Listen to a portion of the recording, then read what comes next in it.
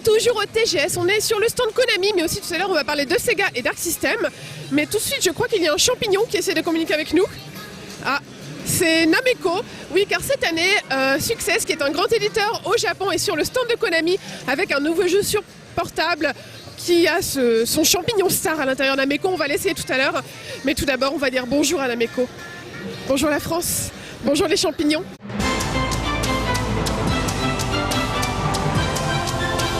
La star du stand Konami sur le TGS cette année était évidemment Metal Gear Solid 5 The Phantom Pain, dont on pouvait seulement voir une vidéo et des animations sur scène. Il n'empêche que les animations et décors du stand, moutons en parachute, figurines ou encore cosplayeuses attiraient pas mal de visiteurs. On reparlera sûrement du jeu dans Classé 18+, ainsi que de Pity, la démo du nouveau Silent Hill qui a fait couler beaucoup d'encre et qui était aussi sur le salon. Ce nouvel épisode marque la venue de Kojima Hideo aux commandes avec la participation de Guillermo del Toro et un des acteurs stars de la série The Walking Dead, Norman Reedus, qui prête son physique au héros du jeu. Les increvables licences de sport de Konami étaient aussi sur le stand. Il y avait le nouvel épisode de la simulation de baseball Power Pro, ainsi que le prochain PES, alias Winning Eleven au Japon. Parmi l'espace alloué aux jeux des partenaires de Konami, on pouvait trouver un nouvel épisode de la série de RPG Legend of Heroes, Sen no Kiseki de Falcom. Le scénario suit directement celui du premier épisode qui s'était terminé en cliffhanger. Titre destiné à un jeune public, Osawari Tantei Ozawa Rina Nameko Rhythm est un rhythm game issu de la série Touch Detective. On y retrouve l'héroïne Rina ainsi que son compagnon, le champignon Nameko, qui doivent danser pour résoudre des énigmes. La mascotte champignon est un personnage très populaire au Japon. Il possède même sa propre série de jeux et surtout des tonnes de goodies. A noter que le genre du jeu est présenté comme étant un Enfu Enfu Rhythm Action Game. Plus simple à comprendre quand on parle couramment le champignon. L'autre moitié du stand était dédiée aux jeux sur téléphone et tous les titres présentés étaient déjà disponibles au Japon. Parmi eux, 2 jeux de cartes de la série Dragon Collection, licence phare de Konami. Il y avait aussi des jeux de sport ou leurs variantes en jeux de cartes virtuelles comme Powerful Pro Yaku Touch, World Soccer Collection S ou encore Ultimate Striker pour ne citer que. On passe ensuite à Arc System Works qui présentait seulement 4 titres cette année, dont 2 jeux de combat.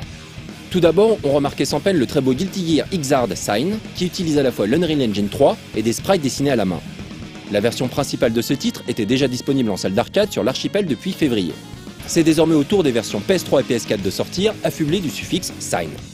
L'autre jeu de combat présenté était l'update de BlazBlue Chrono Phantasma pour les salles d'arcade japonaises, qui devrait sortir cet automne.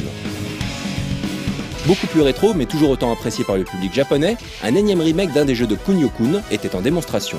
Il s'agit cette fois de l'épisode Festival du sport, dans lequel Kunio et des camarades de lycée voyous affrontent les autres gangs à travers différentes épreuves sportives. Pour finir, un nouvel épisode de la série de jeux d'aventure X-Blaze, intitulé Lost Memories, était montré uniquement en vidéo.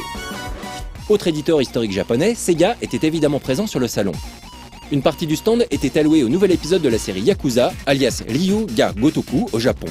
Dans ce nouvel épisode, intitulé Ryu ga Gotoku 0, Shikai no Basho, on pourra gérer des immeubles et des cabarets dans le Tokyo de l'époque de la bulle économique en 1988. Toujours aussi fou, il est bien improbable que ce titre de Sega soit localisé en Europe. Comme pour chaque épisode, Sega avait organisé un casting pour les modèles des hôtesses présentes dans le jeu. Cette fois-ci, il s'agissait d'actrices de films pour adultes présentes sur le stand, probablement la plus grosse attraction de ce TGS, après le live de Milky Holmes en nombre de fans. Le RPG Space Opera Phantasy Star était aussi présent avec la version PC et Vita de Phantasy Star Online 2 et la version smartphone, toutes déjà sorties depuis un moment. La nouveauté venait du nouveau Phantasy Star Nova sur PS Vita, développé par Tri-S et Sega.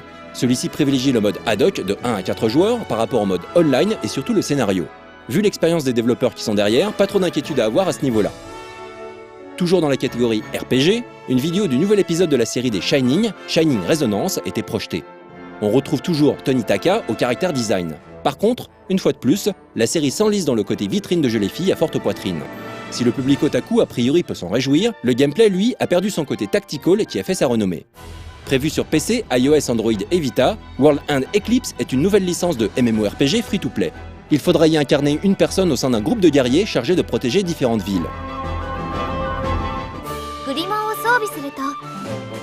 Un coin du stand était aussi réservé au trailer des nouveaux RPG d'Atlus, avec tout d'abord un nouvel Etrian Odyssey sur 3DS, de son nom japonais, Shin Seikaju no Meikyu 2 Fafnir no Kishi. Il y aura de nouvelles possibilités de création de personnages et on suivra l'histoire du mystérieux guerrier Fafnir. Persona 5 et Persona 4 Dancing All Night étaient eux aussi de la fête. Alors que Persona 5 reste dans le genre RPG classique, Persona 4 Dancing All Night mettra en avant des battles de dance. Prenant place après l'histoire de Devolver Survivor 2, une suite intitulée Break Record sortira sur 3DS au début de l'année prochaine. Bonus sympathique, la cartouche contiendra aussi le jeu de 2011. Du côté baston, on retrouvait Dengeki Bunko Fighting Climax. Ce jeu de combat met en scène majoritairement des héroïnes de light novel populaires au Japon. De Kirino de la série Oreimo aux héros de Sword Art Online, en passant par Shana, il s'agit d'un jeu 100% fanservice. On demande à voir la version La Pléiade Fighting Climax avec Antigone qui combat Pantagruel pour l'année prochaine. On vous avait présenté le premier épisode l'an dernier. Voici la suite de Hero Bank, un jeu sur 3DS du projet cross-média du même nom qui cible les jeunes garçons. On pourra désormais jouer à 2 contre 2 en utilisant le pouvoir de l'argent. Déjà sorti sur de multiples plateformes, tout le monde pouvait s'essayer à Puyo Puyo Tetris, cette fois-ci sur PS4 et Xbox One. À part les actrices de films pour adultes de Yakuza, l'autre star du stand était Hatsune Miku. Le jeu Hatsune Miku Project Mirai Deluxe est la sortie japonaise de l'épisode Project Mirai 2 qui avait été conçu à l'origine pour sortir uniquement pour le marché occidental et asiatique, c'est-à-dire un peu partout sauf au Japon. Le titre est pratiquement identique au jeu japonais Project Mirai, mais les fans ont insisté pour avoir cette version japonaise. Si les fans sont preneurs, pourquoi pas après tout. Square Enix vend bien les éditions internationales des Final Fantasy. Pour finir, il fallait quand même un jeu avec la mascotte de Sega. On trouvait donc 2 jeux Sonic Boom. Dans ces nouveaux épisodes, l'accent est mis sur le lien que l'on peut créer avec ses compagnons au cours de l'aventure. Avant de se quitter, un tour très rapide chez Wargaming et Oculus. Alors que Wargaming tentait d'investir récemment le territoire japonais avec World of Tanks sur PC, pour cette édition du TGS, il présentait World of Warships. Le timing est absolument parfait pour surfer sur la mode initiée par le Bulldozer Kantai Collection.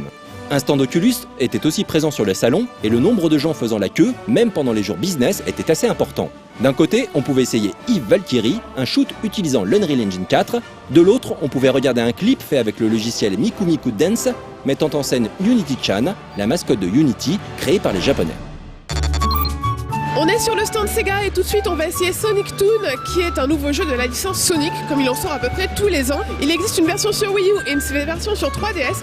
On va essayer celle sur Wii U tout de suite. Alors, comme d'habitude, on a des rings dans Sonic, ça blablate pour le moment, voilà. Et ça va très vite puisqu'on est dans un Sonic forcément.